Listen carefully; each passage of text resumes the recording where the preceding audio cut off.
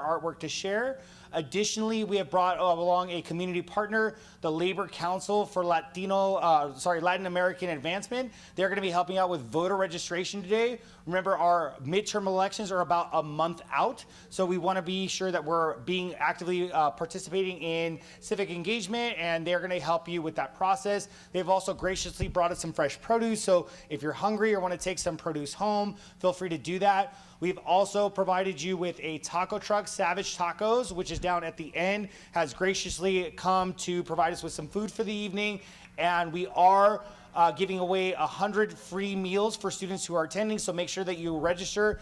Down at the end, look for the booth with the Labor Center tablecloth, and Alicia will get you set up with that QR code for that. But first, I want to take a second and thank all of the wonderful partners that helped put this together. Dr. Noche from Student Services is here, and we're very thankful for Student Equity to support this event and give some of the funding for the food. The Labor Center as well has been instrumental in putting this together. Melissa Infosino, our interim vice president, has done a lot to help make that happen. Myself in this coordinator role, history, political science.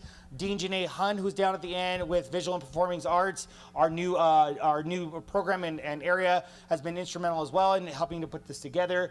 We're going to be having music from DJ B-Rock throughout the night, so there'll be lots of tunes. Come out, socialize, get a little dance on while we're here. I'm super excited to have Jazz come and perform. They'll be setting up around 5:15 and performing for about half an hour for 45 minutes. And then we also have our dance crew coming. They'll be coming around 6 o'clock to do some dance as well. With that, I'm really excited to have everyone here, and I will turn it over to our board president, Uduak Joe Untuk, to give us some opening remarks for the event. And if you can, please give him a big round of applause.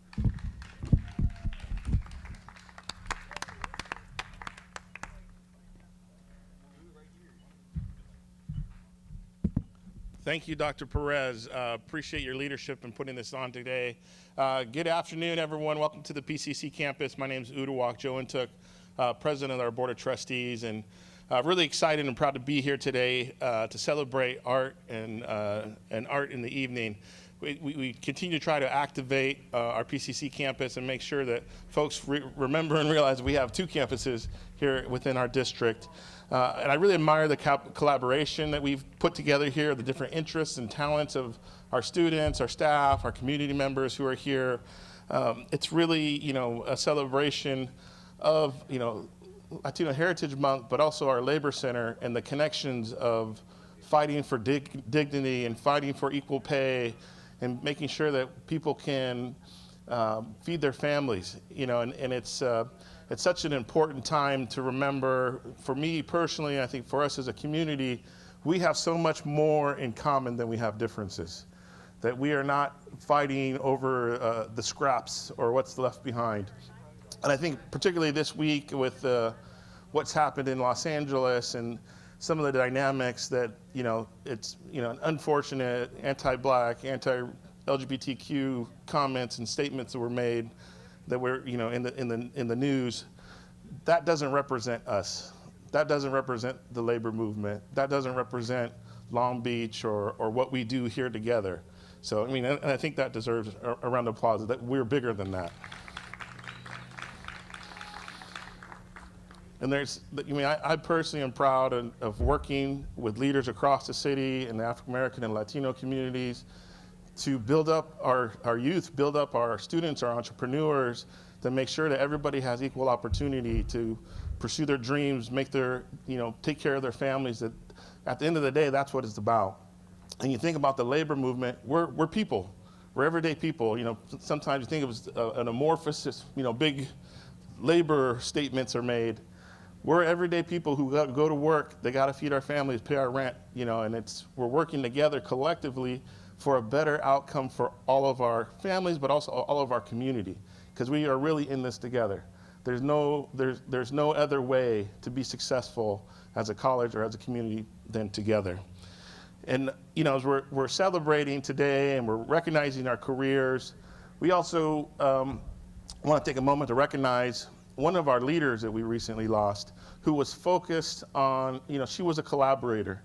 She was a coalition builder. She was a fighter. Dr. Wendy Koenig recently passed away. She's a champion here on campus for education in the community, for LGBT rights, for labor rights. You know, I've known her about 10 years and unfortunately passed away due to cancer this week. But she was a pivotal figure here at Long Beach City College. She was key in bringing people together around the core focus of academic success. She's led the curriculum changes to make sure that we have inclusive curriculum, anti-bias materials, that ethnic studies is embraced and is a transferable course. You know, she did her PhD in history and art, master's in fine arts, diploma in directive arts, you know, in Scotland and throughout the United States. She taught African American art, women's art, art theory, criticism, and much, much more. Her interests know no bounds, and she's been a great colleague and a great asset to the college, and we're really gonna miss her contributions here, and just very unfortunate, but a reminder of what's possible when we work together. You know, thinking of leaders who are leading here on campus and making a difference, and I just encourage all of us to continue to work together, build in relationship and family, that we are one community. We are one community, and we're going to continue to be that. And events like this and recognitions like this are important because it historically has not happened, and we need to make sure that the past doesn't repeat itself. So thank you again for being with us this evening. Please stop by the booth. If you haven't registered to vote and you moved, we got voter registration over here. Grab, there's some early Christmas gifts you can get. They got Venmo. They'll take Venmo if you don't have cash. But just want to say thank you to all of our students, our staff, our faculty, administrators who put on today, and thank you for celebrating with us here at Long Beach City College. Have a great evening.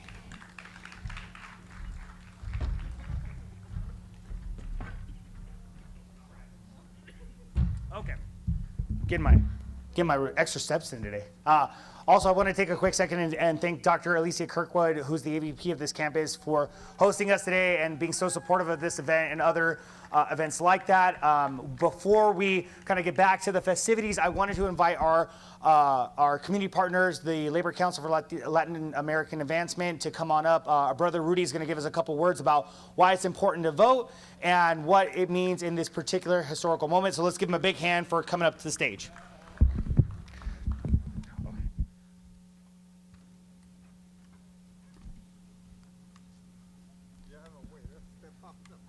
Oh, that's all right. Running around. Let's do it from here. Thank you.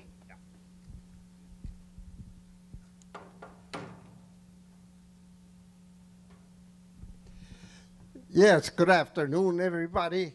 Welcome, and I'm glad that we have some folks that are maybe interested in voter registration. The Labor Council for Latin American Advancement, which is the acronym letters that I have here, we have been involved in voter registration for a number of years. Basically, we started it in 1994. At that point in 94, in Sacramento, we only had a few, very few representatives of color, both Black, Asian, and Latino. As we moved into the project of having combined brothers and sisters, members of LACLA and the Democratic Party, we went out to the convention center in Los Angeles, and what we did is, as a ceremony, citizen ceremonies ended, and people came out, we were out there asking people if they wanted to register, newly registered citizens, and that's how we spruced up. I would venture to say that we probably in the vicinity of about 250,000 people that we registered, and that made a big change in Sacramento as to what we have now, based on the efforts of LACLA and the Democratic Party. Having said that, I think that one of the most important functions as citizens of our country is to provide the knowledge and the opportunity to vote. Now, I've always said this: If you don't vote, somebody else is making a decision for you that you could make. Okay, so that's the importance. That's the importance of registering to vote, because as you provide your vote, you provide the knowledge to other people that you took time out to vote and to elect representatives that can help working people, people of color, to have success in whatever adventure they want to take.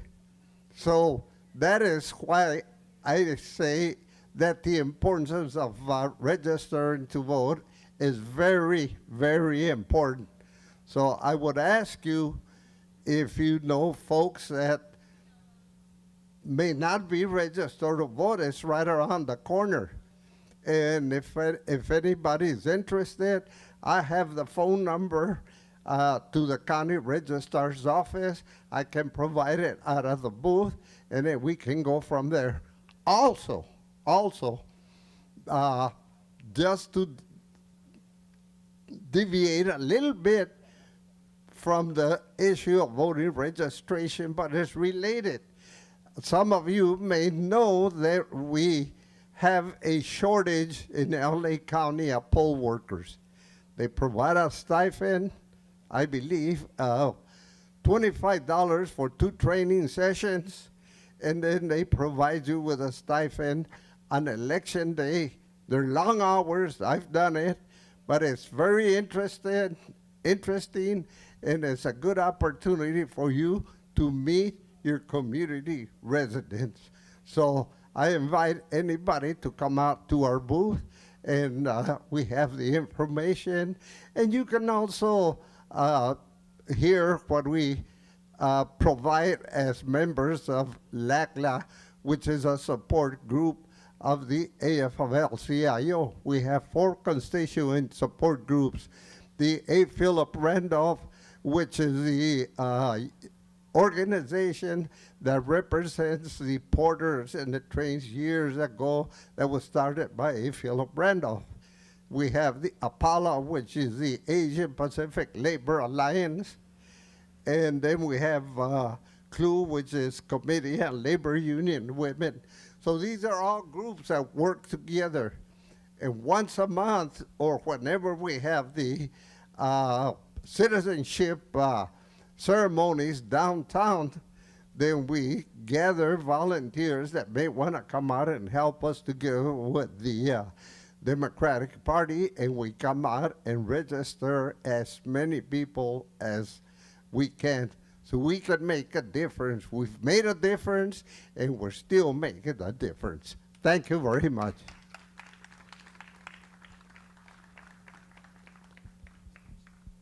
Thank you, sir. Absolutely. Thank you, Brother Rudy, for that. And so I have one more quick announcement from Board President Untuck about a mayoral forum that I'll let him give some more details about. Thank you, Rudy. Thank you, Dr. Perez. Just wanted to share, Vice President Chico wasn't able to make it today, but there is a Latino Equity Mayoral Forum. So we want you to register to vote, and then we want you to figure out who you want to vote for. This is the first time in 8 years we're going to have a new mayor in Long Beach. And so there's a forum this Saturday, October 15th, between 2 and 4 p.m. here in Long Beach. It's going to be at the El Torito at 3301 Atlantic Avenue, Long Beach Boulevard, right by the Target there north of the 405 freeway. The 2 candidates, this is the runoff general election, will be there taking questions. And so they want to make sure that people know about it. We want to have community members there and hear from the candidates. What is their perspective on issues important to the Latino community? So just want to remind people, this Saturday, 2 to 4 at El Torito is a Latino Equity Mayoral Forum this weekend. All right? Thanks, everybody. Thank you so much. Okay, folks, so I'm going to... sorry about that. So I'm going to quit John on, otherwise I'm going to talk too much, because I love that we have DJ B-Rock here to spin some nice tunes for us. So we'll have music for another half an hour, then we're going to transition over to the first series of performances by our wonderful jazz program. So again, mingle, there's food down at the end. Make sure that you register, scan in with that QR code, get that ticket, get some tacos from Savage Taco. Check out our amazing artists. They have brought us some really, really good stuff. Come see me if you have any other questions. With that, I will turn it over to our awesome DJ.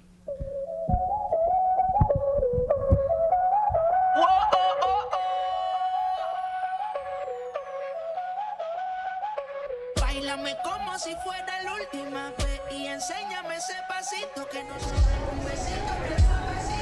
Hey everybody, and welcome to Noche de Arte. We are having the best time tonight. We are live with you on our PCC campus for Long Beach City College celebrating Latin Heritage Month. I am here with our first special guest, Dean Hurd. You are, and sorry if I said that wrong, I hope I didn't, but you are the interim dean right now, the School of Visual, Performing Arts and Cultural Programs.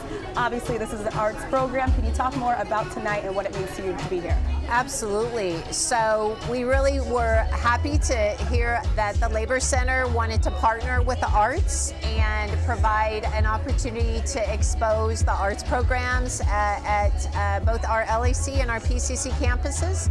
So, you know, we are hands-on in the arts, so we've got highlights of a lot of our programs, maybe not everything, but we've got a booth for the photo, we've got a booth for the Club d'Art. We have the art gallery with a lot of collections of student art that is for sale, and some of it is for show. And we've got flyers that kind of detail all of our programs, including the radio TV program, which is hosted here at the PCC campus. Yes. So it's a great opportunity to just put ourselves out there to Long Beach City College students, have some music.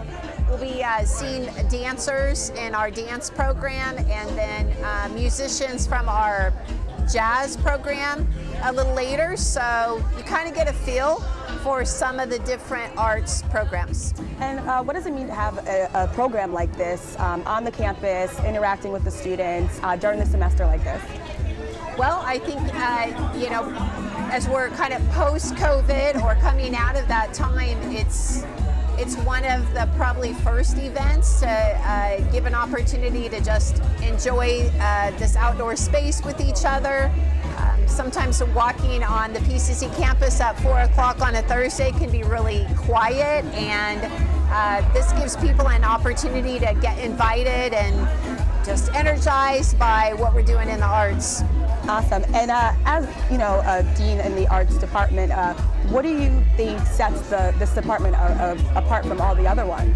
Right. Because we offer a lot. You know, I think it is so unique in so many ways. One, we have so many different types of programs, but most of our programs are hands-on.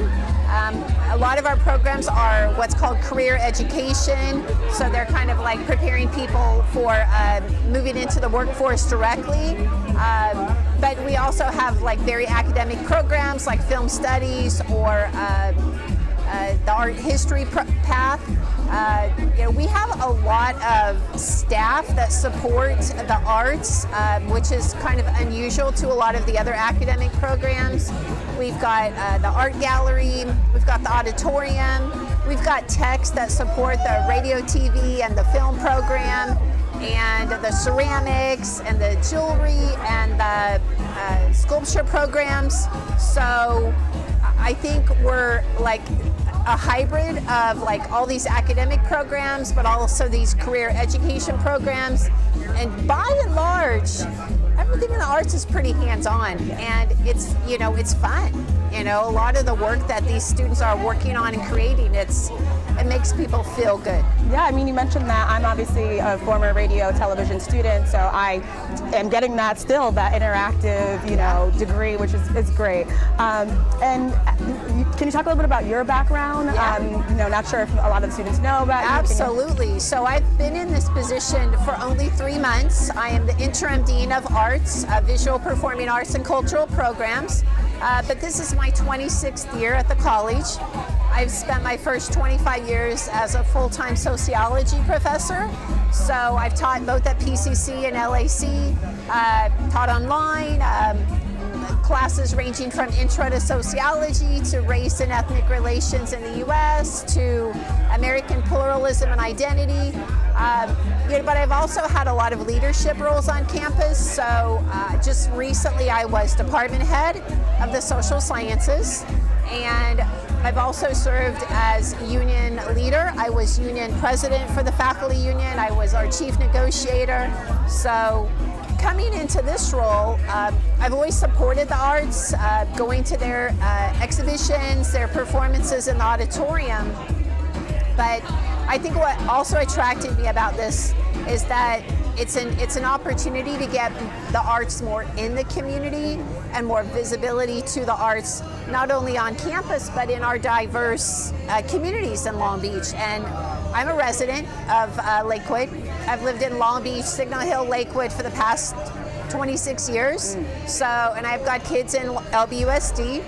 So, and I've been pretty active in the organizing social justice work in Long Beach. So I feel like this opportunity to be Dean of Arts is building on a lot of my skill set. And again, it's an opportunity for me to help the art faculty and students do more of what they want to do and make it a little easier and, more in the community. Yeah, and you mentioned that community a lot, and obviously we're ending Latinx Heritage Month there's a lot of Latin community, here in Long Beach. Absolutely. Can you talk about the importance of representation for the students here to be, the arts and all of that? Totally. Kind of coming full circle. Together. Right. I'm glad you mentioned, the Latinx Heritage planning. I mean, we've got the Asian Pacific Islander Desi Month, Black Heritage, LGBTQIA month.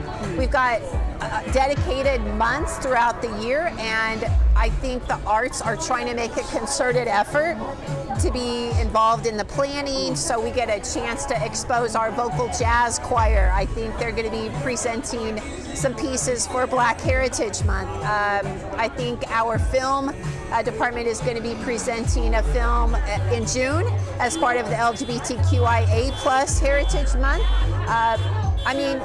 Long Beach is incredibly diverse. Long Beach City College reflects that diversity, and I think one of the best things of living in Southern California is to be surrounded by all of this diversity. And I think in the arts, we get a chance to see how our student artists, but also our faculty artists, take that diversity and represent it through their drawing, their painting, their dance, their music. So I think it's wonderful, and I feel very privileged to be in this position to be able to get us to do more of representation, and so people feel like, wow, this is a fun college, this is my college, I belong here, representation looks like me. Awesome. And you had mentioned growth, and this arts department has obviously grown over the last few years since I've been here. Yeah. I've seen the different programs that have come together. Can you talk a little bit about how that's come about? Right. So there's a lot of construction going on at both campuses. So the radio TV program moved over here to PCC just last spring, and they've been at LAC campus, but they were displaced because they're going to be raising, which actually means demolishing, 2 buildings over there that house the radio program, the film program, the music and performing arts. So that's displaced different programs over the past many years, and I know the radio, sometimes moving over to PCC has been difficult for our programs because it doesn't have that following, and that's one of the reasons why we wanted to do this event at PCC, so we can show, okay, we've got our film production lab here, we've got our photo lab here, we've got our RTV program here, we're back, the arts are here, we're active, and so I think something down the road, well, part of the construction has been the rehabilitation of the auditorium. So the Performing Arts Theater program was moved down here for a time. Well, that was under construction. Auditorium's back. We had Donde performances last weekend, these amazing student performances. Let's see, where was I going? Kind of a lot of movement going on with these programs. We're going to have a new building called the Performing Arts Center in 2025. At that point, the radio TV program will move back over to LAC. So it's like, whoa, this, kind of transition. But, the arts are active. We can handle it. We just want the community to know the opportunities that we have for people that are in high school, for people that might be returning adults, get involved in something that not only maybe feels good, but is a gainful employment opportunity for people. That's amazing. And you also mentioned the students that are going to be performing here tonight and who have been performing throughout the semester. How proud are you of these students and their work being on display? Yes, absolutely. I mean, I was at the De Donde performance on Saturday night, and like even the students that are, it's a stage manager that's a student, it's the lighting folks are students, and being present in that moment, seeing all the people that, mostly students, that make these events happen I feel really proud of them. Our dance instructor has assembled a few dance students for the program. The jazz faculty has assembled the musicians. And I think, arts is something you don't just talk about. It's something you experience. It's something you see and you do. So the responsiveness of our faculty and staff and students to want to do these types of things has been awesome. Right? I come from the social sciences where it's a great discipline. I love sociology and the social sciences, but we're kind of more abstract. We're online, we're in the classroom, whereas doing something like the arts is like, it's just very active. So. That's awesome. And I really want to thank you for sitting down with us. I know I took you away from the celebration, but we really appreciate you, coming and talking about this program and how, again, that growth, the community, and just how great these students are. So thank you so much. And you yourself are a product of one of our arts programs. I am. So thank you for coming back Absolutely. and being a part of all of this and, showing other people that, okay, this is what our TV program actually produces. I appreciate that. So thank you guys. We are going to be finishing up with Dean Hood, and we have another interview on deck. So definitely stay with us, hang out with us. We have more with Noche de Arte. Again, tonight is going to be from 4 to 7 p.m. We are on the PCC campus. There's food, there's music, there's performances, there's everything. So definitely, if you're in the area, come on down and hang out with us. Thank you.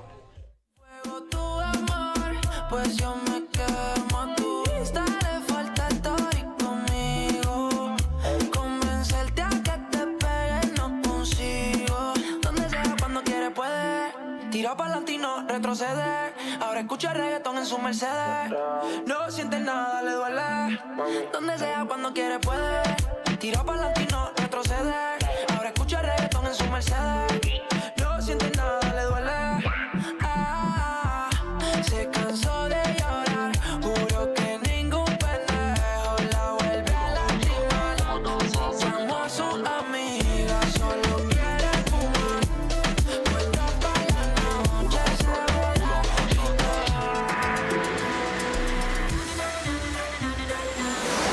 DJ B-Rock. You know, los capos están ready, las mami están ready, en la calle estamos ready, yeah, yeah, andamos ready, los barrios están ready, 1, 2, get ready, come on.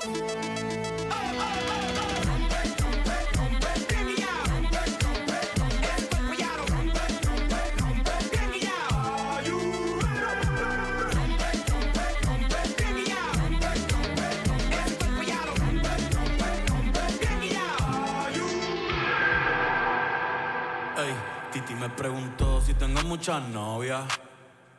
Muchas novias, hoy tengo a una, mañana a otra, ey.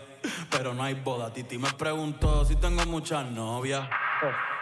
Muchas novias, hoy tengo a una, mañana a otra. Me las voy a llevar a todas pa' un VIP, ey. Saluden a Titi, vamos a tirarnos un selfie. 6 chis, que sonrían las que ya se olvidaron de mí en un VIP, ey. Saluden a Titi, vamos a tirarnos un selfie. 6 chis, que sonrían las que ya se olvidaron de mí. Me gustan mucho las Gabriela, las Patricia, las Nicole, la Sofía. Mi primera novia en Kinder María y mi primer amor se llamaba Talía. Tengo una colombiana que me escribe todos los días y una mexicana que ni yo sabía. Otra en San Antonio que me quiere todavía y las de PR que toditas son mías. Una dominicana que juega bombón, uva bombón. La de Barcelona que vino en avión y dice que mi visa está con. Yo dejo que jueguen con mi corazón. Si se da yo la invitación, muchacho, deja eso. Ey, Titi me preguntó si tengo muchas novias. Muchas novias, hoy tengo una, mañana otra. Ey, pero no hay boda. Titi me preguntó si tengo muchas novias.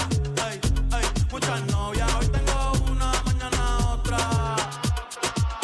Titi me preguntó.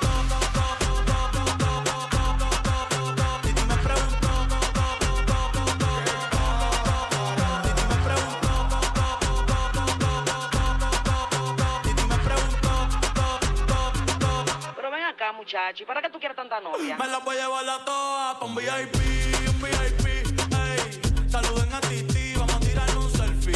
6 chis, ey. Que sonrían las que se olvidaron de mí. En un VIP, ey. Saluden a Titi, vamos a tirar un selfie. 6 chis.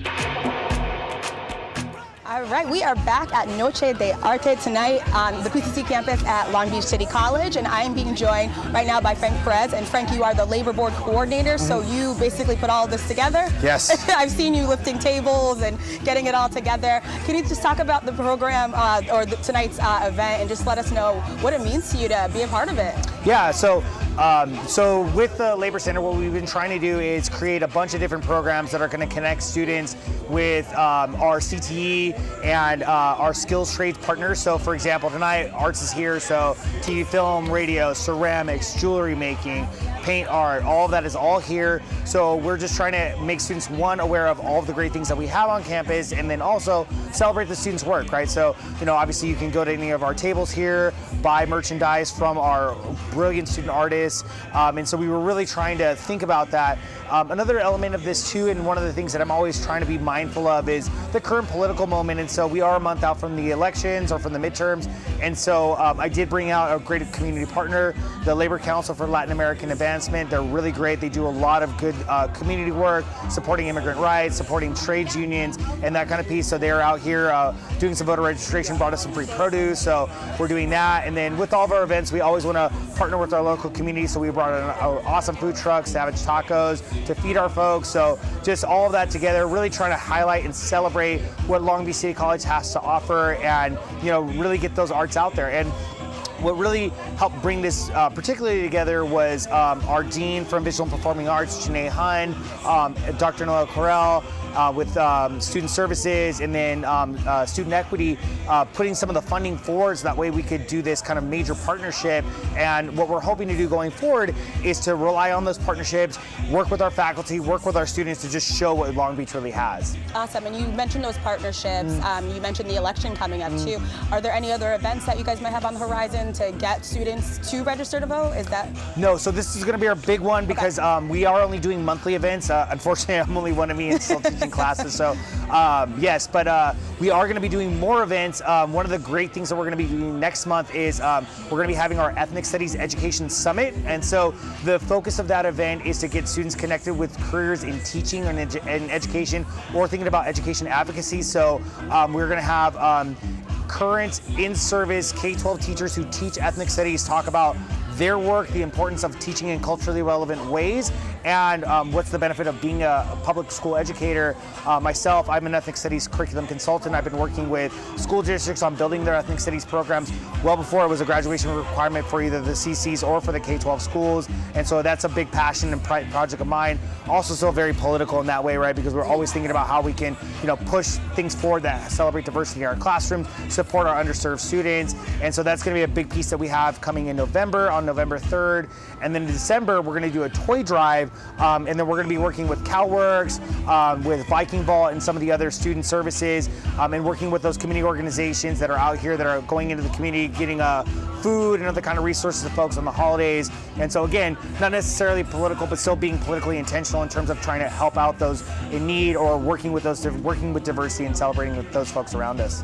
Awesome. And you mentioned that you're still taking classes, that you mentioned a little bit about your background. Can you give us a little more how you got involved with LBCC and with the Labor Center? Yeah, absolutely. So I joined LBCC last year as the first full-time faculty member in ethnic studies. So I'm the technically the program founder. I was able to be a part of the next round of hiring, so I hired a new faculty person. So now there's 2 full-time members now, a variety of different adjuncts who are teaching the part-time classes.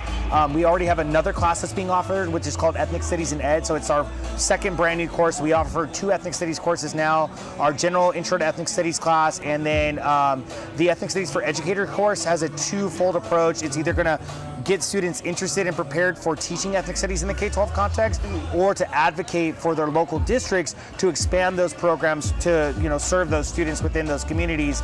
Likewise, we have a bunch of other stuff in the works. We're thinking about expanding our intersectional approaches to classes, so classes on women of color, LGBT plus folks, some more concerted and curated electives that will be taught through the ethnic studies lens. Like one of the classes that I'm currently developing is a social psychology class for Chicano studies, and then we're going to be working on building the ADT, or the associate's degree, for ethnic studies, so that'll be something that students can actually major in. And then we have a variety of courses that we're going to put forward with ethnic studies, and we have different partnerships with different programs around campus that will be able to get students different coursework that they can take, that they'll be able to earn that degree and then transfer on to a CSU or a UC, which will be great, because now that ethnic studies is a graduation requirement for the CSUs, they'll put them in line to get that graduation requirement done like that. So, and then how I got involved with the Labor Center is that because I have a lot of organizing background, as you can see with the ethnic studies stuff, Dr. Mike Munoz graciously offered me the coordinator position, knowing that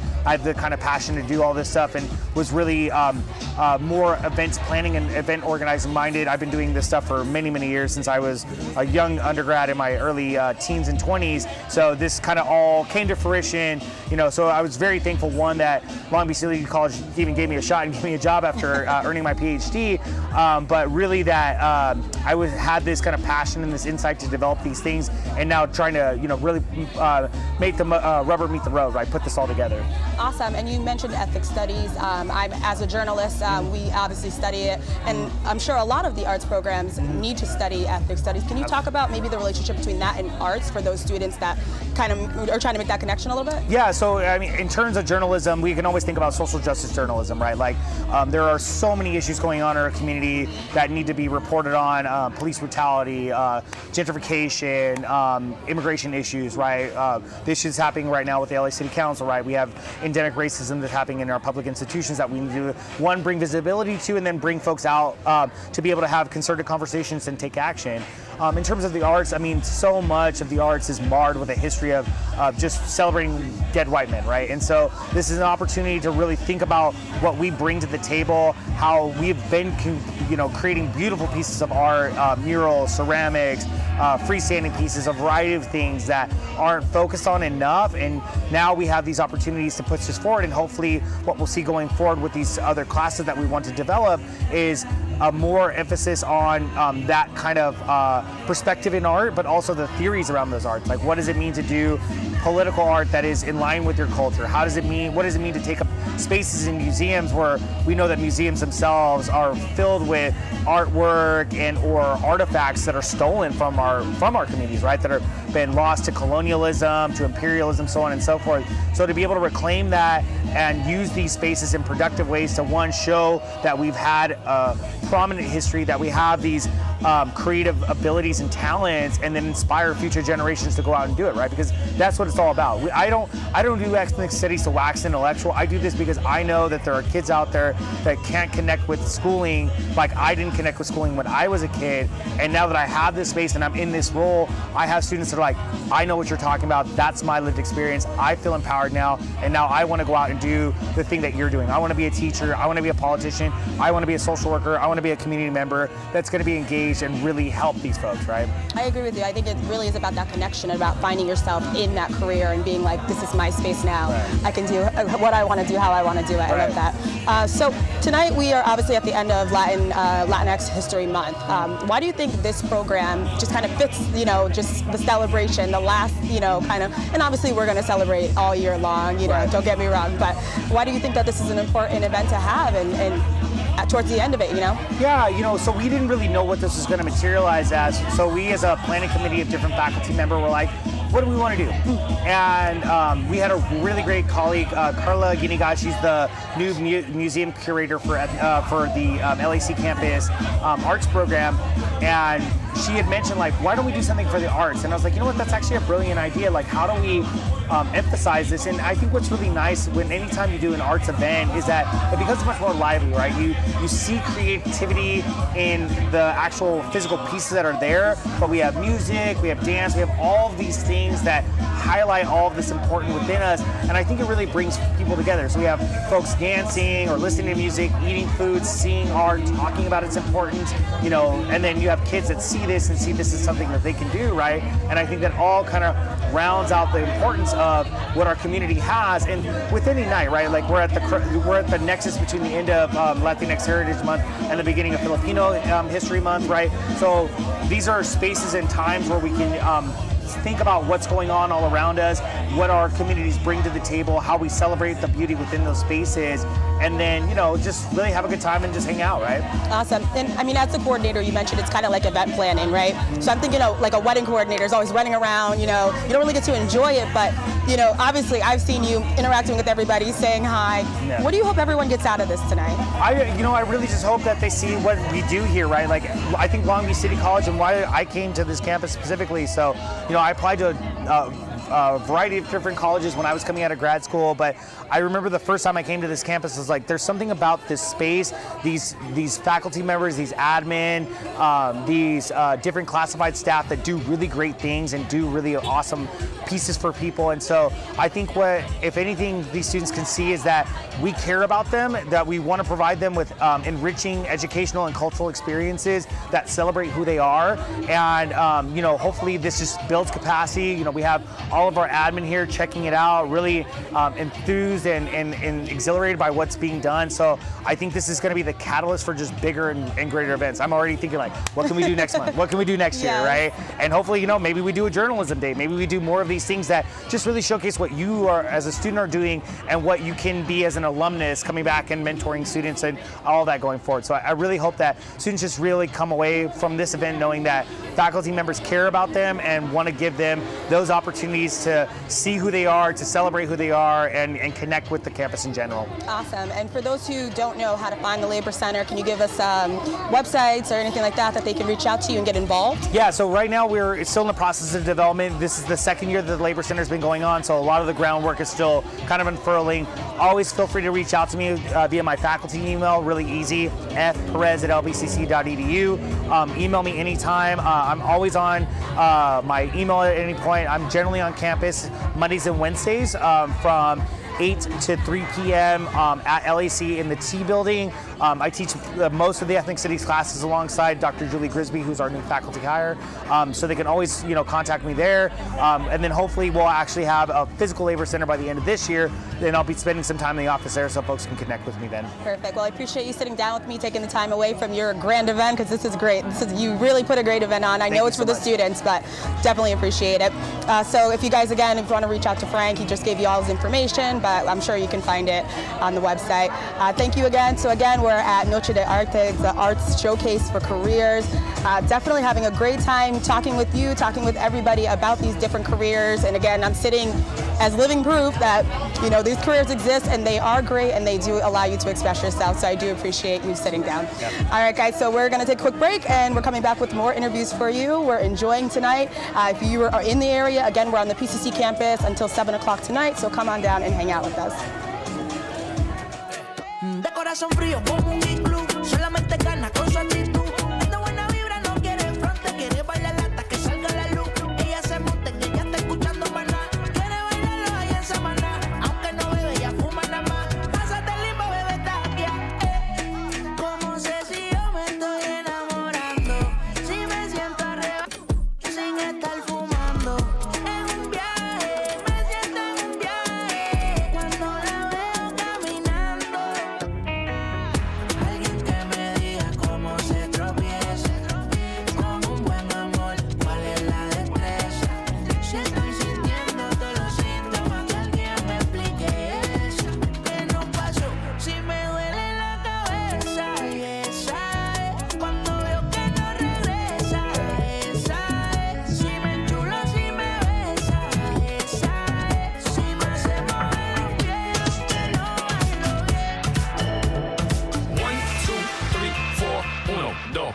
I know you want me.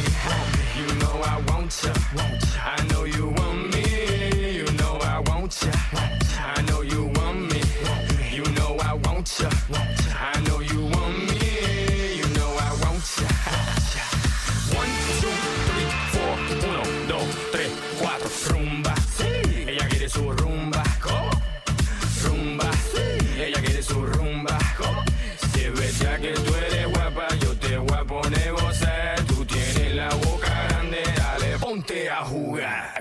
1, 2, 3, 4. 1, 2, 3, 4. Stick to the track on my way to the top. Your pit got it locked from goose to the locks. R.I.P. a big impact that he's not, but damn he's hot. Label flop, but pit won't stop. Got her in the cockpit playing with bits. Now watch me make a movie like Albert Hitchcock. Enjoy me, want me. You know I want ya. I know you want me. You know I want ya. I know you want me.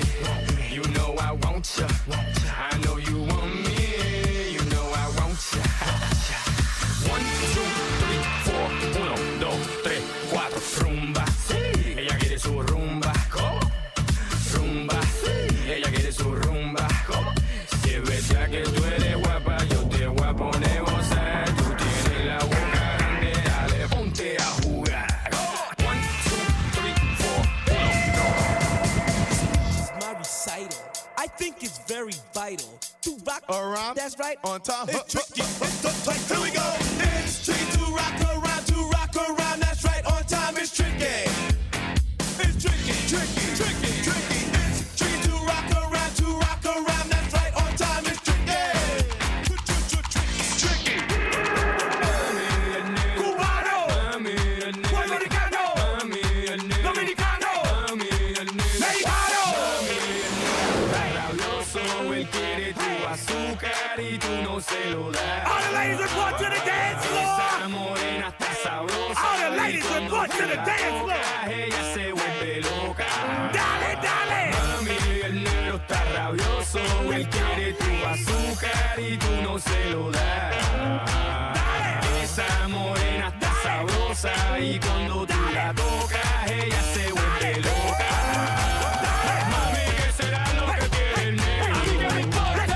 Yo lo que quiero es esa loca. Dale, loca. Mami, ¿qué será lo que quiere el negro? Yo lo que quiero es esa loca. Hey everybody, welcome back. We are again live on the PCC campus at Long Beach City College for Noche de Arts tonight. We are showcasing the arts, we're showcasing careers in the arts, and I am being joined by Oduwa. Got it? Yep. And he is the board president. Oduwa, talk to us about your connection to LBCC and what it means to be here tonight. Yeah, awesome. Thank you. I Long Beach resident, actually fourth generation Long Beach City College alumni. My family's been going to college here for almost 80 years. Has it always been the Vikings? I think they've always been the Okay. Vikings. My grandpa came here after World War II. Okay. And so, I went to school here, transferred to Cal State Long Beach, class of 99, served on the Personnel Commission, and now I'm on the Board of Trustees. Awesome. And so tonight's event obviously is celebrating the arts. Do you have a connection to the arts? Obviously you're a champion for the arts program. So can you talk about that a little bit about that? Tonight's a great night. We're ending Latino Heritage Month, celebrating arts at night, and the various contributions of our student artists, our faculty and professors. It's a really, you think of art, it's someone, you have so much emotional response. Everybody has a different response, or their own interpretation of a song, or pottery, or a picture that's photo or done by a paintbrush, and it's so much of representing our community, telling our story, connecting to the broader world. It's so important that we fund our arts and we celebrate our arts and give people a platform. And so there's students selling some of their art tonight. We have music going.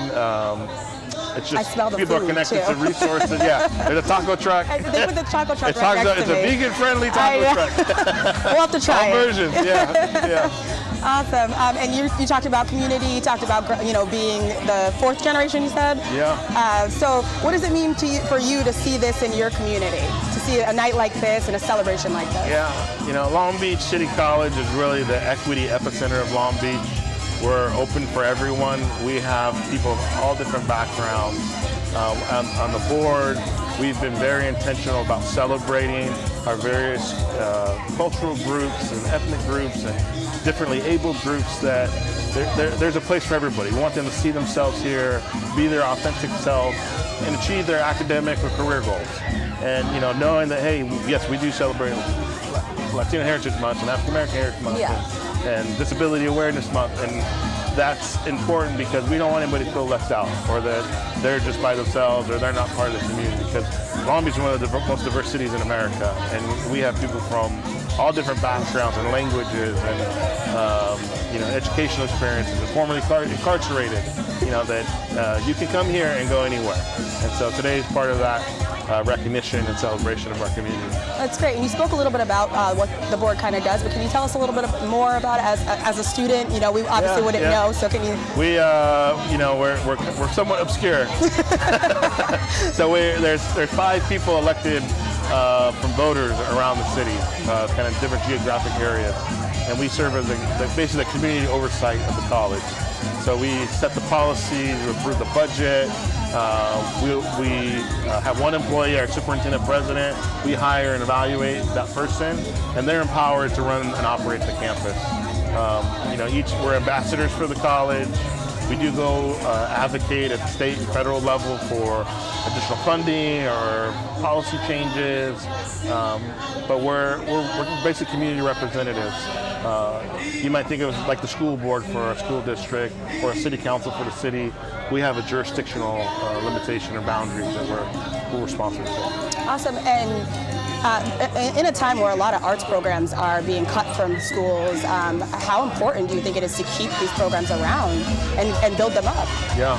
My background is in engineering and science, and I've been a big advocate of STEAM, science, technology, engineering, art, and math, that just, you look at the parallels of patterns in music and algebra and the artistic, the circles of the universe, to the moons and the planets. It's all an artistic, collaboration. And we need people who are creative, that you can take, different approaches to problem solve.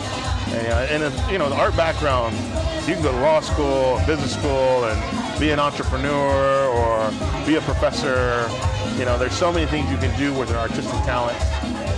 I'm always in awe of people that can, just start with paint and 20 minutes later, it's like, it looks just like you. It's like, oh my God. But the creativity and ability to capture a moment in time or a scene, or, sunset, it's just, it's amazing. But I think it's the best part of us as humans, of the experience we have on this planet and the people in the community that, it's that unique perspective from the artist. That, or even the beats of the music is, may go back to your cultural heritage, or may go back to, a time in your life, of your recreating, a beat from someone else, resampling. That happens all the time. Put an auto-tune on it, it's all brand new, I won't get into that, but we make authentic music here. And, you obviously were on campus, a while back, but how has it changed? And coming in on the board, how has that experience changed for you? I was a student here more than 20 years ago, almost 25 years ago, and the campus is different as far as the build out. We've had a major construction bond program for the last decade. So the beautiful PCC campus, they were very different buildings when I was a student here. Much older and smaller, and we didn't have some of the nice facilities and classrooms we have today. Student demographic has changed. We're now almost 80% students of color. You think about the future of Long Beach, our student body is representative of really the larger population, and will be the future leaders and workers of tomorrow, of next year, or right now, right? The students here doing, people are doing big things in the community and taking classes at Long Beach City College, and there's so many people we have interconnection with. But you know, it's also still the same. It still feels like home. Some of the same people that when I was a student are still here. Oh. You know, my counselor's still here. Some professors are still here. That's awesome. And it's great. You know, they're always, you know, to connect of where I went in my journey in my career to come back here. You know, we always kind of riff on that, but it's yeah, it's definitely home. When I was a teen parent when I was here. I used to take my daughter to the Child Development Center here, and so it was like take classes, drop her off, back and forth, and it brings back really nice memories of my time here. Is she a Viking? She is. Oh yes, we kept it in the family. She fulfilled her college soccer dream, playing college soccer here at the Vikings. So awesome. Well, we wish her luck. That's great. And then my other daughter is taking high school classes, dual enrollment. Oh, right wow. now. So it's okay. The family tradition continues. We appreciate it. Awesome. And can you talk a little bit about some of the goals that the board has for the school going forward, especially for the arts department? Yeah, we focus on things like accreditation. If we don't have accreditation, the classes don't transfer. You can't get financial aid. So that has been big for us. We just got a 7-year extension this year. We have goals for closing the achievement gap and the equity gap or opportunity gap in math and science for students of color. You know, we have goals as far as financial stability of certain reserves amount, that we're, you know, fairly compensating our employees, make sure they have health care and retirement benefits so that people who work here are healthy and productive and can be their best selves as far as pouring into our students, you know, so we're really focused on making sure that we have great faculty and staff here on campus. And so, you know, so we end up doing a lot of the labor contract negotiation. All the contracts come to the board. If they're going to buy 1,000 pencils, it comes to the board, you know, ultimately to sign off. So we're short pencils. Yeah, Okay. it's a, you know, yeah. You know, we want to make sure the institution is performing at an optimal level. That we're serving the community. People are graduating. We're fairly, you know, employing people. We have a community student workforce agreement that, you know, we're redoing all these buildings. People in Long Beach can work on that, you know, so it's a sense of pride of, you know, rebuilding the campus or building new buildings and facilities, but it's local people doing that. So that's a partnership with our Building Trades Council that's unique. Not every college has that, you know, so that's a goal of ours to make sure that we're reinvesting in Long Beach, because if someone down the street's working here, they can pay their mortgage, pay their rent, buy food, you know, they're paying sales tax and property tax, and that goes back and supporting our overall community and civic opportunity. Awesome, that is great. And I guess my last question is, you know, COVID-19 kind of took us all out for a while there, and we haven't had events like this in a long time to really celebrate, you know, the diversity in our community. How do you think everyone's feeling tonight? How are you feeling tonight? Yeah. It just feels good, right? It's true. This is our first semester back in person in 2 years, full-time back this fall. And so just to be able to, you know, give someone a hug, yes, you know, a high five, say what's up, you know, connect in person. It's been, you don't know how much you miss it until it's gone, you know. And so events like this, able to bring people together in solidarity and sharing food and friendship and networking and, you know, getting to meet people that, you know, in our homes behind the camera never would have been able to do, you know, or you wouldn't see, or, you know, some of our faculty and staff family members are here, and so it's nice to meet their spouses and children, and, you know, it reminds us we're all human and we're all in this together. Absolutely. Well, we appreciate you taking the time to sit down with us. We appreciate what the board's doing. We'll be looking for those new pencils, though, soon. We'll keep them flowing. Yes, but for everyone who's watching, again, we are at Noche de Arte tonight. It is our Latinx Heritage Month celebration. It's the end of the month, but we are going to keep celebrating all of our brothers and sisters. We are having the best time. Again, there's food, there's music, as you can hear. Performances will be happening, so definitely come on down. Also, you can register to vote here tonight as well. So we are going to come back. We're taking another break, but thank you guys again for tuning in, and we'll be right back. Ando con mi hermanita bien encendida. Todos los panas quieren darle una partida. Se booty rebotando y Andalucía. Si te creemos no te habla el otro día.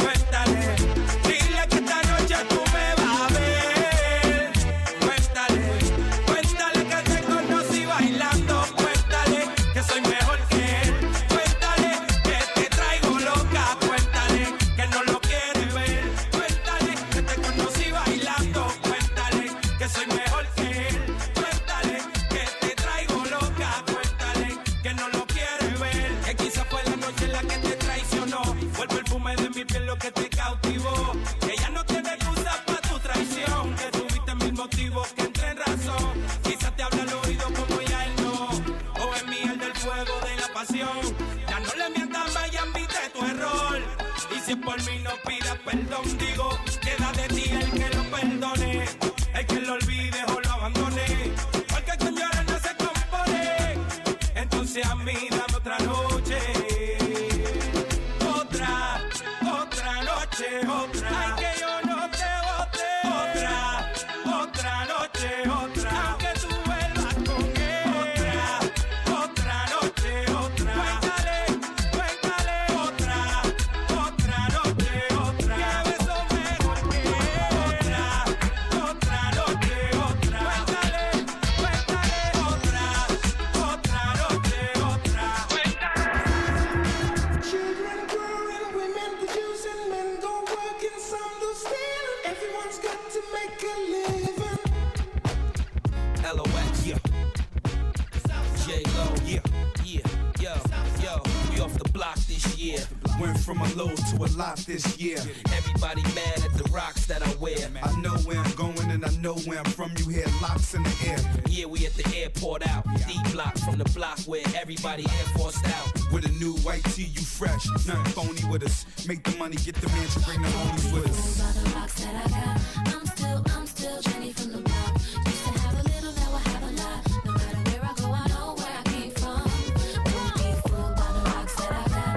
I'm still Jenny from the block. Used to have a little, now I have a lot. No matter where I go, I know where I came from. You're looking just a little too hard at me, standing just a little too close to me. You're saying not quite enough to me. You're sipping just a little too slow for me. No doubt you play it real cool, homie. Got me thinking, what is it you do for me? Tripping a little more than I should be. So let yourself go and get right with me. I'm about to sign you up, we can get right. Before the night is up, we can get right. Get right. I'm about to fill your cup, we can get right. Before the night is up, we can get right.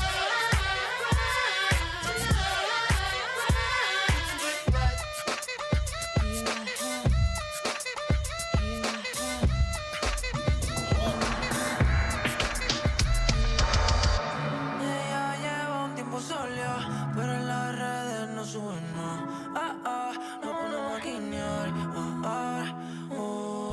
Quiere fluir, cansa de pensar. Ay, dentro la iba a quemar. Ay, hoy se quiere soltar, no quiere amarrarse, solo quiere. Ay,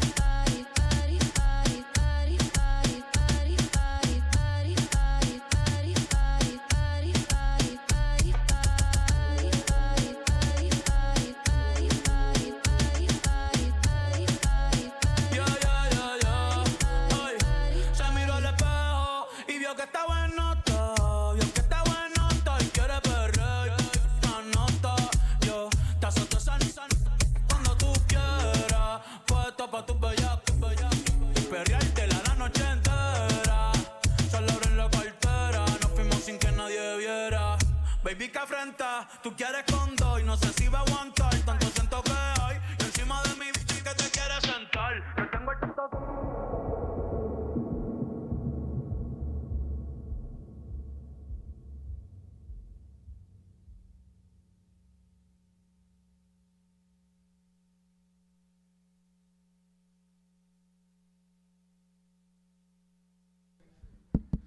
Hey guys, how we doing? All right. Woo!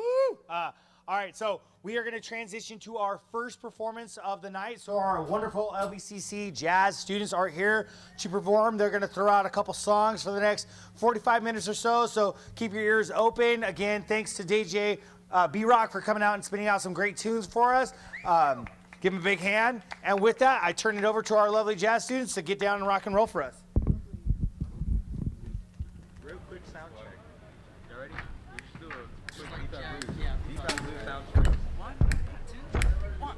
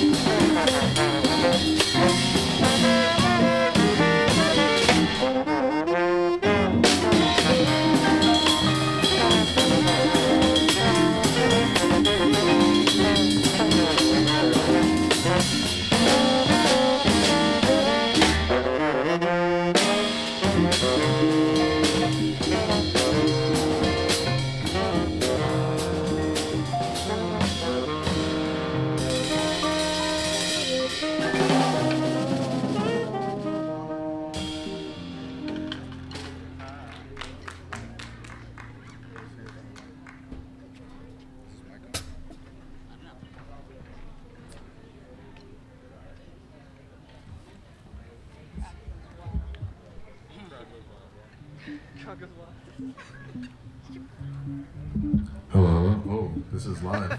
All right. What's going on, everyone? This is some of the students from the Long Beach City Jazz program. We heard solos from everyone. That was Gabe on the tenor saxophone, Jamie on the drums, Sharon on the bass, Kenny on the keys, bro, Evangelista, and Jay. And I'm Eddie. That last tune was called Mamacita, and this next tune is Ciora.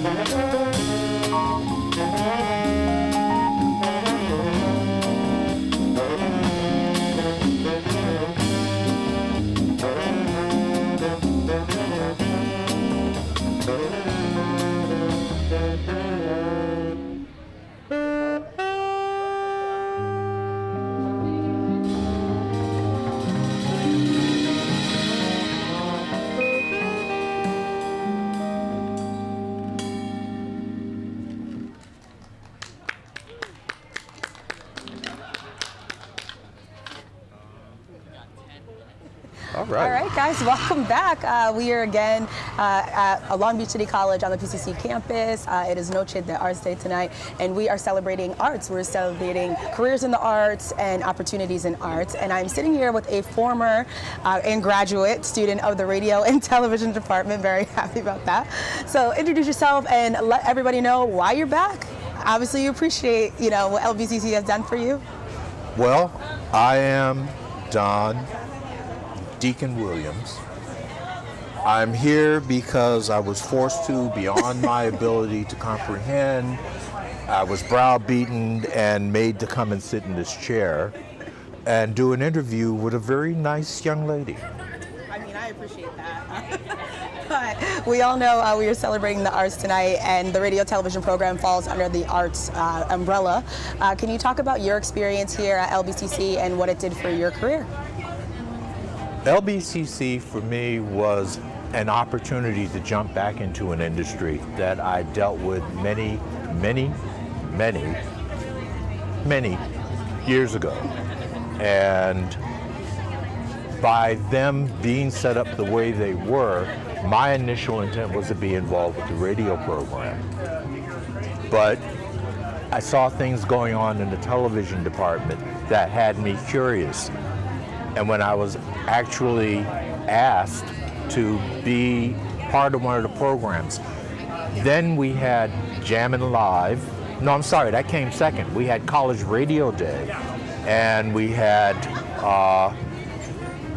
really bands from all over the Southern California area come in, and we would announce them. I got to start in the control room doing simple stuff. I started getting more involved with it. So this was the opportunity that the LBCC broadcasting department offered me. As I said, I started with radio, but before it was over with, I'd learned how to run cameras. I'd learned to set up cameras. Back then we had the studio up there at the main campus. Learned how to set up the studio, plug everything in, get everything running. Thanks to instructors and the stage manager, Doug, showed me how to do certain things. It was an easy pickup for me. So I got a very broad exposure to both radio and television broadcasting. So you mentioned that you got to do like every job, right? You learned how to set up the camera, you learned how to be behind, and in front. I also feel like that was a big draw for me to come to this program, was I knew it was going to be hands-on. Now, do you think that obviously helped you in your career and getting jobs? I did smaller jobs. I've had the opportunity to go into actually working in a studio, but unfortunately, I'm not a fan of moving out of Southern California to Oklahoma. In Oklahoma, they have these twirly things that come down in a cone, and where they touch down at, they tend to obliterate everything in the process. Out here in Southern California, we're outside right now, down here in Long Beach at the PCC campus. And even with clouds overhead and a beautiful sunset happening over there, we're still out here basically short sleeve shirts and having a decent conversation. So LA is the place for me, but if you have an adventurous spirit, if you're willing to go out there, pay your dues, and that would mean doing everything from going to the smaller stations, building your skill set, because when you come out of here, you have a very good general knowledge, but there's so many smaller things that can help perfect you in your craft that this is the place to start from. And then going out to the smaller markets and working your way back. with a reputation, with a skill set, with a resume into the Los Angeles, one of the 3 major markets. Was it Chicago, New York, Los Angeles? Your skills can start here and you'll go on from there. It's all up to you. Awesome. And what advice, besides that beautiful advice, would you give to students who are considering getting their degree in the arts or in radio and television specifically? My suggestion would always be, don't walk out there for starts thinking you know everything. The next thing I would suggest is make it a point to show an interest, not just in the job that you're doing, but in everything that is going on around you. Knowledge, especially in this field, is power. The more you know, the more different types of equipment you know how to operate, or maybe you want to learn sound so that you sound a certain way when you're on the air. But you have to explain that to the sound engineer so that he knows how to modulate the board to make it sound best for you. But you can't explain that if you don't understand those concepts. So be willing to learn, be willing to listen. Ego doesn't come for some time to come in this industry, because there are many out there that have been doing this for years on years. And your job, or in my opinion, your intent should be to learn the little things that they have in their mind. If you show that you have an interest in it, they will return the favor as you will return the love. Awesome. Well, we appreciate you sitting down with us. Again, everybody, we are at Noche de Arte tonight, celebrating arts on the PCC campus tonight. We still have a little bit of time. We're going till 7 o'clock tonight. So make sure if you want to come down, you grab some food, you watch a live performance, and you chat with some former students. We appreciate it. We'll be back after this.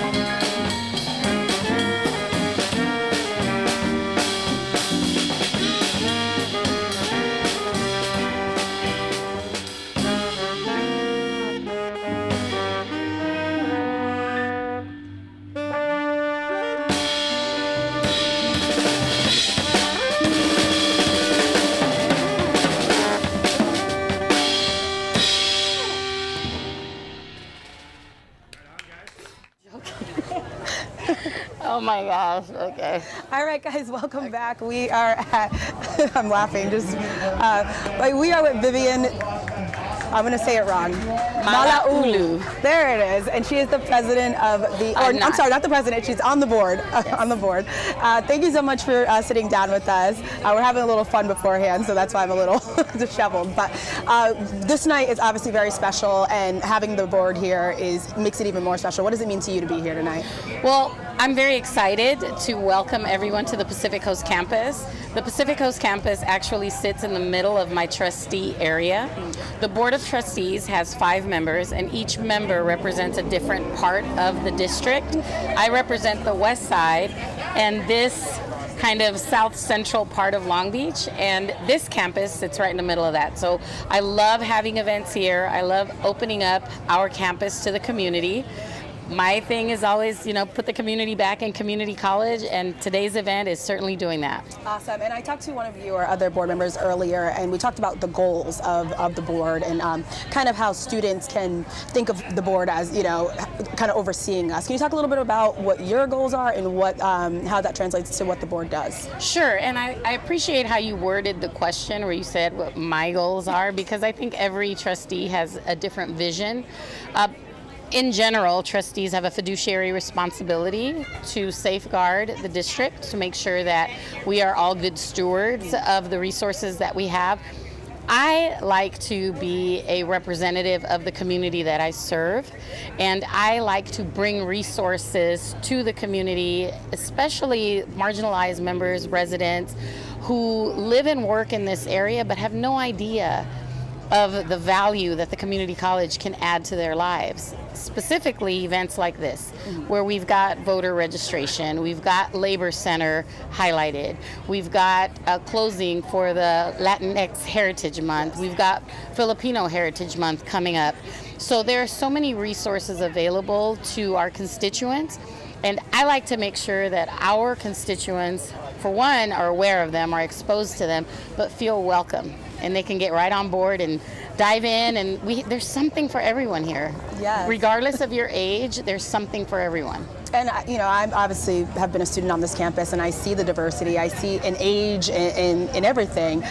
For you, the Long Beach community is also very diverse. How do you think that connects? This is exactly a representation of the city of Long Beach. We have a very diverse student population. We have really made great strides in diversifying our faculty, our administration. We have a personnel commission that works very hard to ensure that we have equitable hiring. We also have a board that represents culturally diverse backgrounds. I am the first Latina elected to the Board of Trustees, which is a big deal in Long Beach. Trustee Untuck, who you interviewed, he is currently the president. He is the first African American male on the board. The first African American board member was Patricia Laughlin, who actually represented my district in the 90s. So we have a great diversity. And then one of my predecessors, the first Latino on the board, was now Council Member Roberto Uranga. So this is a fascinating mix of diversity that represents various sides of the city. I think that's great that you talk about, the board being diverse, because Long Beach is diverse, and that just makes sense, right? And a night like this is celebrating diversity, it's celebrating opportunity. What do you think, a career in the arts, how do you think that kind of meshes with that, I guess? Well, art is very, very subjective, and it can also be objective too, because when people interpret art, they can have an objective perspective and interpretation based on their own life, but it's also subjective to your life experiences. So when I see a piece of art, like some of the art that's being displayed here, and immediately I think to something it reminds me of, I make an association. There was one particular art sculpture that I was admiring, and it reminded me of a display that my grandmother used to have. I was born in Honduras. My abuelita used to have a little canisto that looked just like that in the kitchen, and it was like a Ratatouille moment, right? I had a Proustian moment when I saw that, even though there was no flavor and there was no scent. Just seeing it took me back to my childhood in Honduras. One thing I also want to add to that, because you were a student here and you are in journalism, I taught journalism at LBCC prior to me being elected on the board. And I have a lot of students just like you who got their training here and are now in the industry making a name for themselves. And today I actually got a text from one of my students who works for an industry newspaper, and she is asking to be connected to resources in that industry. And I'm thinking, I'm so proud of you because you got a job, you work in the field that you studied, you started at Long Beach City College, and now you're expanding. It just, as you know, it's kind of like a parent feeling being an educator. When your student succeeds, you feel like it's one of your kids who succeeds. Well, I think that's nice just because, you know, the reason I came to Long Beach City College was for that hands-on, that personal feel. So being able to connect with my professors still, texting them and, you know, checking up on them and vice versa, I think that's great. And I think a lot of students, you know, in this area, I think we need that. We need that personal connection. So that, and to see, again, the diversity, people that look like us doing what we love to do, I think that's great. So tonight, obviously, again, we're celebrating the arts. And we have a lot going on here. You mentioned the sculptures and things like that. There's a lot of dance. There's a lot of history with the Latinx people in that's represented here tonight. Can you talk a little bit about that, the representation of Latinx people on this campus in general? Sure. Back to being the first Latina elected on the board, that is significant. It's significant to this part of town. The celebration that Long Beach City College proudly conducts every year, celebrating Latin Heritage Month, Latin, Latino, Latina, Latinx, the culture and the vibrancy of the Latino community in Long Beach is unparalleled. We've got Dia de los Muertos coming up at the end of the month, beginning of November. And these are events that are very important. They're very significant to many families that come from Latin American countries, not just Mexico, but you've got Honduras, Guatemala, El Salvador, South America, and even in Europe, you've got Spain, you've got Portugal. These countries celebrate Dia de los Muertos. So to have a community college that opens its doors with events like this, with the colors that you see represented, and not only that, but listen to the music. Yes. I mean, when I parked my car, as soon as I got out of my car, they were playing bolero music, and I'm going, wait a minute. You know, this is outstanding, and you're not going to see this other places, and you're not going to see it for free, and you're not going to see it where you're a stone's throw from a community across the street where I saw residents walking over. Yes, hey, what's going on at Long Beach City College? Welcome. We want you all here. And I think that's great because there are a lot of events that happen in Long Beach that do celebrate the different heritages and the different cultures and things like that. But to have it on your school's campus and to see the students so proud of their work, how does that make you feel? They're literally showcasing all of their hard work. I love it, and we do have events like this all the time. Some are student-centered, some are community-centered, some are led by campus groups, clubs, sororities and fraternities, athletics, theater. Just this past weekend, I attended De Donde, which is a production in our theater department, which talked about the immigration issue. It's a play that was written 30 years ago, and it is so relevant today. I believe this is the second time that we've put it on one of our stages. And I sat there and watched it, and I had tears in my eyes on 2 occasions because a lot of the scenes that were being enacted on stage were reflective of my family's journey across the border, coming in from Honduras. We've hosted authors. We've had so many different events where it's much more than just Latin Heritage Month. It's also part of the American dream. And it's the fabric of being able to come to America, study, and do something, achieve something. I also would be remiss if I didn't mention this coming weekend. We're in election season, which is why we have the voter registration booth. We're welcoming everyone to come out and register to vote. But this Saturday, we're actually having a forum for candidates for the mayor's race. So we have the 2 candidates that'll be here who are gunning to become the next mayor of Long Beach, and we're inviting the public. So these are important events that I'm proud Long Beach City College is hosting and is organizing, and it's free, and we want the engagement. And speaking of the election coming up and these 2 candidates who are very different, yet they do share some similarities, what do you think, how do you hope these candidates will support the community college system? That's an excellent question. We always want Long Beach City College to be thought of when it comes to allocating resources for our students, our faculty, our professional development. We want anybody that's in any position of leadership outside of the district, whether you're on city council, board of supervisors, state legislature, Congress. We want to make sure that Long Beach City College is a priority because of the vast number of students that we serve. We're considered a large college because we have over 20,000 students. The diversity of our students represents the community that we serve. So whoever the next mayor of Long Beach is, and we've had great fortune with the elected leaders in our community who have been very supportive of our initiative, and we hope that whoever wins the mayor's race, we hope that that person remembers Long Beach City College, comes back, hosts events here, opens its doors, brings us resources, connects us with other partners.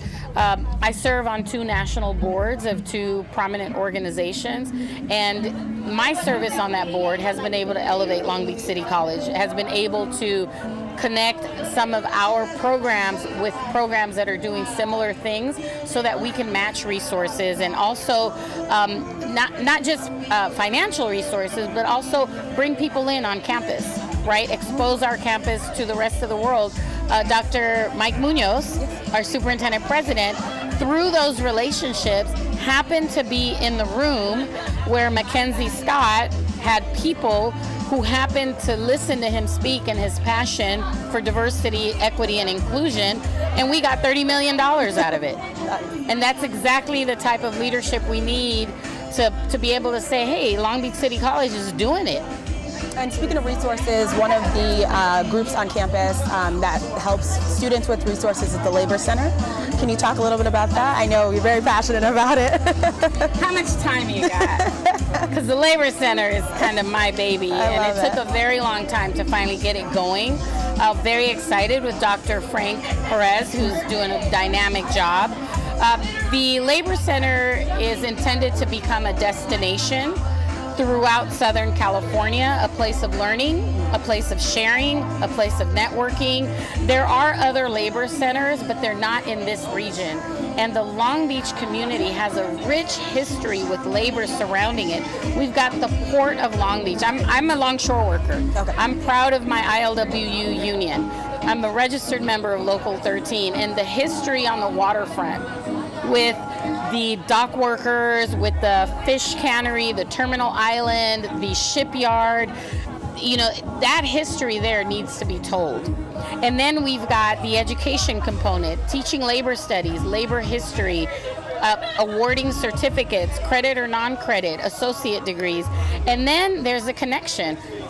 We've had community forums where we've opened up to other labor unions to come to our campus to talk about their membership, apprentice programs, journeyman programs, hiring practices, how we can get our students connected with trade jobs, jobs in the trade. How can we get our students because, even though I'm an educator and my career is in education, college is not for everyone. Yeah. Agreed. And I have 4 kids. I'm a mom. I have 4 kids, and I know college is not for everyone. Some students are academic. Some students are hands-on. Some students are philosophical. Other students are builders. So to be able to offer the trades, career technical education, to connect students through the Labor Center with the building trades, with different organizations, where they can get a job earning right off the bat, $40, $60 an hour.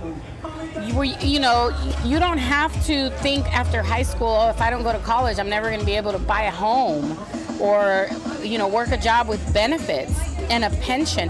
That's not true. Those jobs are out there, they're available, and that's the intent of the Labor Center, is to be able to provide this resource for our students regardless of their age. I spoke to a woman a couple of weeks ago at another event who said to me that after high school, she had a child when she was in high school, and 2 years later she had another child. So she had 2 kids before she was 21, and she was working 2 jobs in fast food, and her kids were in and out of daycare, and she really felt the weight of the world on her shoulders, and she was overwhelmed. And about a year and a half ago, I connected her to a union who was able to train her and hire her. She's been there 2 years. She's making 6 figures. Oh, wow. And she has one job with some flexibility in her hours. She's got a pension. She's got the protection of a union where if they get a raise, she gets a raise. If there's some grievance procedure, she gets to follow that. She's able to spend time with her kids, her 2 very young children in the evening. Instead of going from one job to another, she goes to one job, takes the kids to school, comes home, and she would have tears in her eyes because she said, Vivian, she said, it's because of a union. She goes, I get it. I understand why you were telling me to do this. It's because of a union. So that's what the Labor Center, we want to transform lives, and we want to expose people to the benefits of the collective bargaining process, the labor movement in America, and its very rich history. And I think that's really important that you said that, because I remember I went to a trade school, high school, actually. Oh. So I got a trade in electronics because my dad was in the union, and my dad was like, if you guys don't want to necessarily go to college, and you know, back then there's a lot of kids in the house, 2 parents are working, it's tough, you know, to afford. So I really do appreciate you saying that, because even coming here and doing a hands-on trade like a journalism, where you're, you know, working behind the camera, you're doing these things, I think that's very important for people who are more hands-on than they are, you know, into the book. So I really do appreciate you saying that. My son, so I have a son who's a junior in high school. He already has, I don't want to give you the wrong number, but it's a lot. Like maybe 16 or 18 units in welding here. Wow. And he's a student at one of our local public high schools. He plays football, but I had him enroll and take a welding class. My youngest son, who just turned 14, I'm like, okay, so what are you going to take? Are you going to do welding, or are you going to do, you know, electrical? Are you going to do carpentry, cybersecurity? Because I know that college is not for everyone, and I want them to have an interest in something they can fall back on.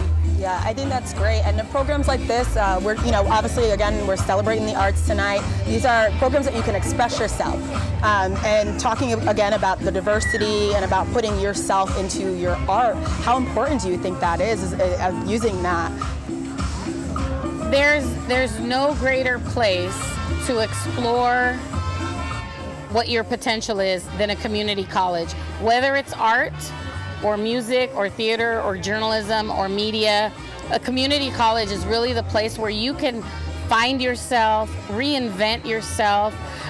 Perhaps you're in your 30s and you thought you wanted to pursue a career, or life took you in a different direction with the family or not, and you can come back to community college. I once taught a student, and I don't want to say his name, but he's always around. I am so proud of him. He was in one of my journalism classes. He already had 2 bachelor's degrees. He was people are going to know who I'm talking about. He published a local magazine in Long Beach. He started a podcast. He worked in radio. He had worked in Hollywood, and now he's at Long Beach State, or he may have graduated. But he sat in my journalism class because he already felt like, I've already done so many things, I want to do something new, but let me learn something new. And he had an opening in his schedule, so he took one of my mass comm classes. And I'm like, you could teach this class. Get on up here. You were producing Hollywood news magazine shows. Get up here and teach the class. And I remember him telling me, he said, you know, there's a fresh perspective and interpretation that you bring to things I did 30 years ago. Yeah. Because back then we didn't have digital platforms, right? We didn't have social media. And by the way, I'm gonna brag. I taught the very first social media class at Long Beach City College right here. Oh wow. Right here. And I taught it to seniors through our Mary Thoy Senior Center. Oh my. So the very first social media class taught at Long Beach City College was to adults in their 60s, 50s, 70s. You know, these are older adults who were coming back to school through the Senior Center. And one student said, who I'm friends with on Facebook, she said, all I want to learn to do is Facebook because I want to see my grandkids. Yes. Yeah. She wanted to see her grandkids. And I was just like, let's get you on We got Facebook. it. Come on. You're gonna see your grandkids tonight. I think that is one of the great things about media is that evolution. There's always something new. I mean, I learn something new every day. I refuse to do TikTok, but anything else I'm willing to do. You gotta get with my kids. I do. They're I need a TikTok mentor. famous. I love it. So just kind of wrapping up, I don't want to keep you too long. The music is I'm in the vibe as well. What do you hope students coming to LBCC, what do you hope they leave with? We have a saying, come here, go anywhere. Start here, go anywhere. I hope they leave with a great experience, good memories, very well prepared, a solid education, the ability to network with people in industries that they got the starting tools with right here. We want them to leave feeling like I can, overcome the world. Anything that's thrown at me, because I went to Long Beach City College and I'm prepared.